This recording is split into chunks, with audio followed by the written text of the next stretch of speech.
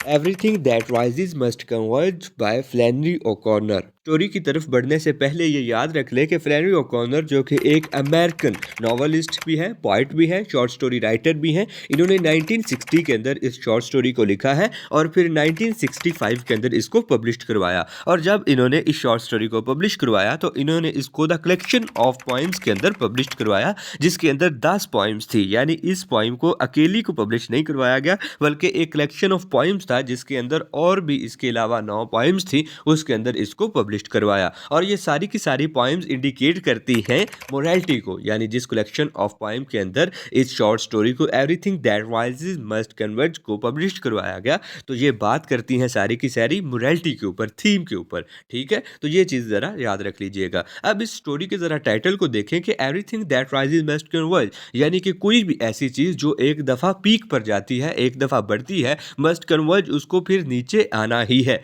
यानी जिस तरह से कहते हैं ना कि बुलंदियों पर जाना कमाल नहीं होता, बुलंदियों पर ठहरना कमाल होता है। तो मीन्स ये कि ये भी जो टाइटल है ये इससे मिलता जुलता है कि कोई भी चीज़ जो कि एक दफ़ा बढ़ेगी देन उसको उसके बाद नीचे आना ही है। वो जुल्म भी हो सकता है, तरक्की भी हो सकती है, कोई चीज़ भी हो सकती है जो एक दफ़ा पीक के ऊपर गई तो उसने नीचे आना ही है। तो ये स्टोरी बेसिकली है सिविल राइट्स मूवमेंट के ऊपर। अब सिविल राइट मूवमेंट आप समझते हैं ना कि अमेरिका के अंदर जो एक सिविल वॉर शुरू हो गई थी कि ब्लैक एंड वाइट्स पीपल का आपस में जो कॉन्फ्लिक्ट चल रहा था, यानी जो वाइट पीपल थे वो कहते थे कि हम ब्लैक लोगों से सुपीरियर हैं, ये हमारे स्लेव ही बन के रहें, यानी कि ये हमारे गुलाम बन के रहें। और जो वो ब्लैक पीपल थे वो कहते थे नहीं, हमें भी आपके साथ इक्वल राइट्स मिलने चाहिए। तो ये सिविल वार जो अमेरिका के अंदर चली थी, अब ये वॉर ख़त्म हो चुकी है और जो ब्लैक पीपल हैं वो इसको जीत चुके हैं। मीन्स कि अब अमेरिका के अंदर ये बात कह दी गई है हुकूमत की तरफ से कि जो ब्लैक पीपल हैं वो भी वाइट पीपल के साथ जर्नी कर सकते हैं पब्लिक ट्रांसपोर्ट के अंदर, और इसके अलावा इनको भी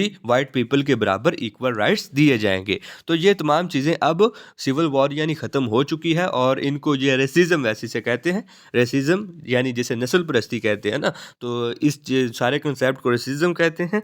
तो ये चीज़ अब अमेरिका के अंदर जो ब्लैक पीपल हैं वो जीत चुके हैं। देन अब ये स्टोरी की समरी को डिस्कस करते हैं। स्टोरी की शुरुआत कुछ इस तरह से होती है कि जूलियन जो कि इस शॉर्ट स्टोरी का प्रोटैगनिस्ट है, मेन कैरेक्टर है, सारी स्टोरी ने इसके इर्द गिर्द ही घूमना है, ये कुछ सोच रहा होता है। अब ये क्या सोच रहा होता है? ये सोच रहा होता है कि मैंने अपनी मदर को, यानी जो जूलियन इज मदर है, इसको एक मीटिंग के ऊपर लेकर जाना है। और वो मीटिंग किस चीज़ की है? वो मीटिंग एक वीकली मीटिंग है जो इसकी मदर अटेंड करती है, जिसके अंदर वेट लॉस के बारे में बताया जाता है। तो यहाँ से हमें पता चल गया कि जो जूलियन इज मदर है वो एक फैट यानी कि एक काफ़ी मोटी औरत है, और इसके अलावा ये एक ब्लड प्रेशर की मरीज़ा है। और जो जूलियन है ये एक यंग लड़का है जिसने अभी हाल ही में यूनिवर्सिटी से ग्रेजुएट किया है और ये अपनी ज़िंदगी के अंदर एक राइटर बनना चाहता है। और ये दिल का बड़ा अच्छा है। मीन्स ये कि ये जो रेसिज्म है, यानी जो ब्लैक एंड वाइट पीपल है,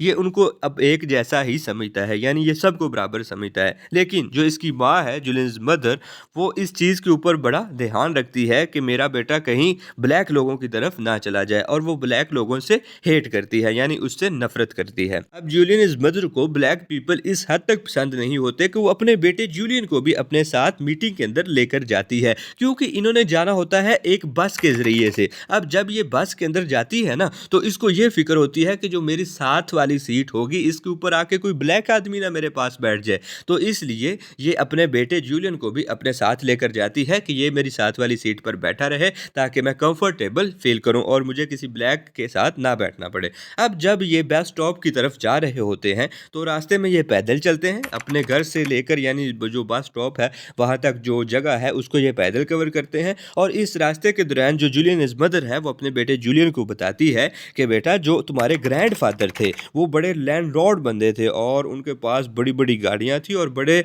उनके पास स्लेव्स यानी गुलाम थे, और वो सारे के सारे ब्लैक थे। तो यानी ये उसे ये बताना चाह रही है कि किस तरह से जो ब्लैक पीपल्स हैं वो सिर्फ स्लेवरी के लिए यानी गुलामी के लिए किए ही हैं। तो इस पर जो जूलियन है उसको अपनी मदर की बातों पर गुस्सा आ रहा होता है, क्योंकि वो तो सबको एक जैसा बराबर समझता है। ये जूलियन को मजीद बताती है कि मेरी एक नर्स थी जो कि ऑल डार्क थी, तो जब ये डार्क और ब्लैक लोगों को स्लेवरी और सिर्फ कामों की हद तक ही महदूद कर रही होती है, तो इस पर जो जूलियन है इसको अंदर ही अंदर बहुत ज़्यादा गुस्सा आ रहा होता है। इतने में ये बातें करते कराते ये अपने बस स्टॉप के ऊपर पहुंच जाते हैं। वहां पर जाकर जब ये बस के अंदर इंटर होते हैं तो जूलियन इज मदर है ये देखकर बहुत ज़्यादा खुश होती है कि बस के अंदर सारे के सारे वाइट पीपल्स ही हैं, तो यानी कोई ब्लैक पीपल नहीं है, तो इसकी वजह से ये खुश हो जाती है। अब ये वहां पर जाकर ना औरतों से बातें करना शुरू कर देती है, जिसके अंदर एक जो है वो 2-3 किस्म की उन्होंने औरतें बताई हैं, यानी उनके लिबासों के बारे में बताया, नाम नहीं बताया हुआ।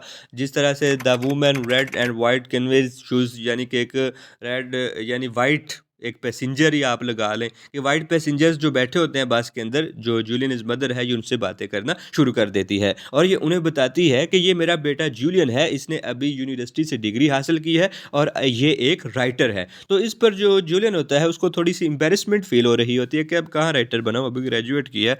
तो ये ना बस कहता हाँ हाँ थोड़ा थोड़ा मुस्कुराता रहता है और बस के अंदर बैठे रहते हैं। अब बस जब स्टॉप के ऊपर रुकती है तो एक ब्लैक पीपल गाड़ी के अंदर आता है और वो एक सीट के ऊपर बैठ जाता है। अब जब जूलियन ब्लैक पीपल यानी ब्लैक मैन को देखता है तो ये उससे बात करना चाहता है, यानी उसके साथ ये कन्वर्सेशन करना चाहता है कि आप कैसे हो, किस तरह से हो। तो ये अपनी सीट से उठता है और उस ब्लैक मैन के पास चला जाता है। अब ये जो ब्लैक मैन है ये इससे बात करना नहीं चाहता जूलियन के साथ। तो जब इसकी मदर देखती है कि हाय जूलियन को क्या हो गया, ये आगे मतलब ब्लैक मैन के साथ क्यों चला गया है, ये उससे क्या बातें कर रहा है, तो इस पर ये बड़ा अनकंफर्टेबल सा फील कर रही होती है कि जूलियन मेरे पास ही वापस आकर बैठ जाए। इतने में बस दोबारा से एक स्टॉप के ऊपर रुकती है, तो यहाँ से एक ब्लैक वुमेन और इसके साथ इसका एक ब्लैक बेबी यानी छोटा बच्चा होता है, तो ये दोनों गाड़ी के अंदर आ जाते हैं। अब जब ये दोनों गाड़ी के अंदर सवार होते हैं तो सिर्फ बस के अंदर 2 सीट्स रह जाती हैं। तो एक जो सीट होती है वो जूलियन जहाँ से उठकर गया है, यानी जो अपनी मदर के पास बैठा हुआ था वो, और एक और सीट होती है जो कि जूलियन के साथ वाली होती है। अब जो जूलियन के साथ ब्लैक मैन बैठा हुआ था वो उतर गया था। तो जो इसकी मदर होती है यानी जो ब्लैक वुमेन सवार हुई है गाड़ी के अंदर अपने एक छोटे बेबी के साथ, तो वो जो जूलियन वाली एक खाली सीट पड़ी हुई है जहाँ से ब्लैक मैन उठकर चला गया है वो वहाँ बैठ जाती है और उसका जो बेबी होता है, जो बच्चा होता है, वो आकर बैठ जाता है जूलियन इज मदर वाली सीट के ऊपर। ये जो जूलियन इज मदर है ये नस्ल परस्त तो होती है, यानी ब्लैक लोगों से हेट करती है, लेकिन ये बच्चों से बड़ा प्यार करती है और इस छोटे बच्चे का नाम होता है कार्वर। तो ये कार्वर को अपने जोक सुनाती है, उसको अपने पास बिठाती है, यानी उससे बातें करती है। और ये जो इसकी मदर होती है कार्वर की, ब्लैक वूमेन, अब इन लेडीज की वेल ड्रेस्ड अपीयरेंस को भी जरा समझ लें। जो जूलियन इज मदर है ये बड़ी वेल ड्रेस्ड है और इसने अपने सर के ऊपर एक हैट पहनी हुई है। अब सेम इसी तरह की हैट जो ब्लैक वूमेन गाड़ी के अंदर अपने बेबी के साथ आई ना कार्वर के साथ, इसने भी पहनी हुई है। अब इन दोनों ने एक जैसी हैट्स पहनी हुई है, तो जिस पर जो कार्वर है उसे कहता है कि आपने मेरी मम्मा जैसी हैट पहनी हुई है। तो जिस पर ना जो ब्लैक वूमेन होती है, जब ये जूलियन मदर के साथ बातें कर रहा होता है ना इसका बेबी, उसको ना बड़ा इरिटेट सा हो रहा होता है। वो चाहती है कि जल्दी जल्दी हमारा स्टॉप आए और हम यहाँ से उतर जाएं। अब आगे जाके जब गाड़ी यानी बस स्टॉप के ऊपर रुकती है तो जूलियन इज मदर, वो ब्लैक वूमेन और उसका बेटा जो कावर है एक ही स्टॉप के ऊपर उतरना होता है। अब जब बस रुक जाती है और ये इस स्टॉप से उतरते हैं तो जो जूलियन इज मदर है ये अपने पास से एक सिक्का कॉइन यानी पेनी निकालती है और ये उस बच्चे को देने की कोशिश करती है कार्वर को, जो छोटा बेबी होता है ना। तो इस पर जो इसका बेटा जूलियन है ये इसे मना भी करता है कि आप ऐसा ना करें, ये ठीक नहीं है, मुनासिब नहीं लग रहा कि आप, यानी कि एक तरह से इस तरह से लगता है ना कि वो ब्लैक या गरीब समझ के उसे दे रही है।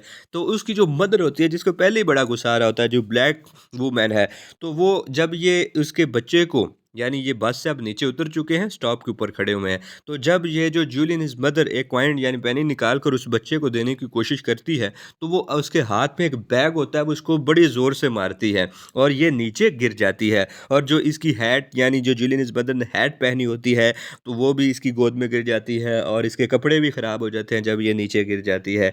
तो और वो कुछ बड़बड़ाते हुए ब्लैक वूमेन, यानी कि पता नहीं क्या कहते हुए, कैसी बस गरीब है, हमको गरीब समझ, एवं इस तरह से बड़बड़ाते आते हुए वो अपने बच्चे को पकड़ती है, कार्वर को, और बस स्टॉप से चली जाती है। तो अब ये जो जूलियन इज मदर है ये नीचे गिरी पड़ी है और ये जो जूलियन है ये उसको कह रहा है कि उठ पड़ो, अब मैंने तुम्हें कहा था ना कि इसको ना दो ये सिक्का पैनी, क्या जरूरत थी उसे देने की। तो इस पर जो जूलियन इज मदर होती है उसकी जो हार्ट बीट होती है, क्योंकि मैंने शुरू के अंदर बताया कि वो ब्लड प्रेशर की एक पेशेंट है, एक मरीज़ा है और वेट लूज़ करने के लिए वो जा रही होती है तो वो बढ़ जाती है। तो और ऊपर से जो जूलियन है वो उसको बातें सुनाना शुरू कर देता है कि आप ये जो ब्लैक और वाइट पीपल के दरमियान कॉन्फ्लिक्ट समझती हैं, ये बात ठीक नहीं है, वो हमारे बराबर ही है। तो इस पर जो जूलियन मदर होती है उसकी जो सांसें हैं वो फूलना शुरू हो जाती हैं और ये चीज़ ये नोट नहीं कर रहा होता, बस अपनी बातें जूलियन बताई जा रहा होता है। अब जूलियन अपनी मदर की हैट पकड़ता है और इसको ऊपर उठाने के लिए अपना हाथ बढ़ाता है, लेकिन जो जूलियन मदर होती है वो इस तरह से एक्ट करती है जैसे वो जूलियन को जानती ही नहीं, क्योंकि वो बातें ही ऐसी कर रहा होता है कि मैं मना किया था ना, आप ब्लैक लोगों को अच्छा नहीं समझते, ये वो।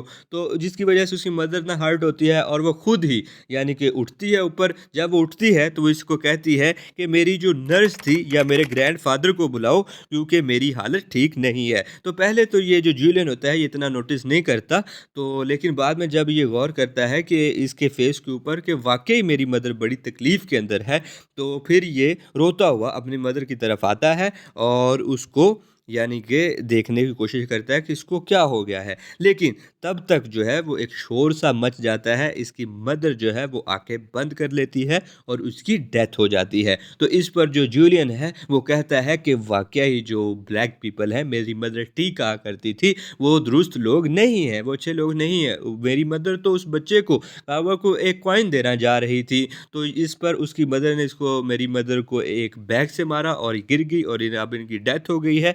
तो इसी के साथ ये शॉर्ट स्टोरी एंड हो जाती है। उम्मीद करते हैं कि इस शॉर्ट स्टोरी से रिलेटेड बहुत सारी चीज़ें आपको क्लियर हो गई होंगी। नेक्स्ट लेक्चर में इसका जो राइटर है फ्लेनरी, इसकी बायोग्राफी को कवर करेंगे। तब तक के लिए इजाज़त दीजिए। अल्लाह हाफिज़।